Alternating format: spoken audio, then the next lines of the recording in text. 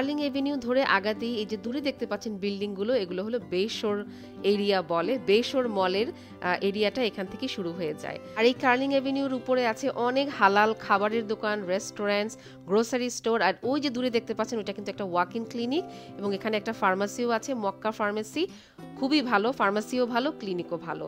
তো চলেন এখন যাই এই সাউথ এশিয়ান সুপার মার্কেটটাতে। এটা কিন্তু হালাল সুপার মার্কেট, ওদের অনেক স্ন্যাক্স মানে খাবার আইটেম পাওয়া যায়, এই জন্য আমি বলছি হালাল।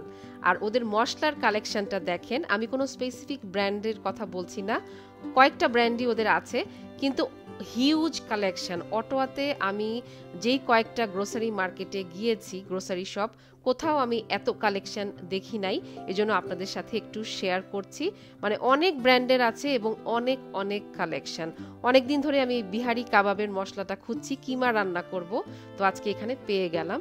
আর ওদের সবজিগুলো দেখেন, এখানে শিম আছে, পুঁই শাক আছে, এত ফ্রেশ, মানে আমাদের দেশি সবজিগুলো পাওয়া যায়। এই যে দেখেন আমাদের কাঁচামরিচ, এই ছোট ছোট কাঁচামরিচগুলো কিন্তু সব জায়গায় পাওয়া যায় না। পটল আছে, তারপরে আম আছে, কাঁচা আম, তারপরে যে ধুন্দল আছে একটা, আর আরেকটা আছে রেখা। এই রেখা আর ধুন্দল আমরা রেখা বলি, আমি পার্থক্য করতে পারি না। এই যে ছোট বেগুন আছে, আমাদের দেশি বরবটি আছে, এটা কাঁচা হলুদ আছে, আর আছে এই সবুজ কালারের বেগুন।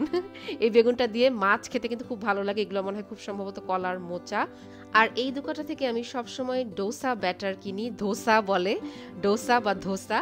এই ব্যাটারগুলো খুবই ভালো, এবং আমি এর সাথে একটু পেঁয়াজ, কাঁচামরিচ, ধনেপাতা মিশিয়ে তাওয়াতে বানাই, যেভাবে আমাদের দেশের চাপটি বা চাপড়ি বানায়। আমার অনেক মজা লাগে ওই চাপটিটা বানায় খেতে। এই ব্যাটারটা দিয়ে আপনারা এটা কিনে দেখতে পারেন। আমাদের দেশি কাঁচামরিচ কিনতে হলে কিন্তু এইসব সাউথ এশিয়ান গ্রোসারি স্টোরেই আমাদের যেতে হয়।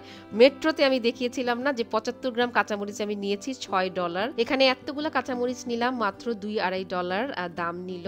তো এই পরোটাটা খুব আশা করে নিয়েছিলাম, মালাবার পরোটা, খাস্তা পরোটা, কিন্তু কেমন যেন একটা গন্ধ আছে, মানে কর্পূর না কেমন আমি বলতে পারবো না, কেমন যেন একটা গন্ধ আছে। আর এই দোকানে কিন্তু অনেক মজার মজার স্ন্যাক্স পাওয়া যায়। জিলাপিটা কিনে আমি খুবই হতাশ হয়েছিলাম, তবে হ্যাঁ এই মাটন রুটিটা আমার খুবই ফেভারিট। $3.5 আসলে মানে এত মজার স্ন্যাক্স আপনি কল্পনাও করতে পারবেন না কানাডাতে।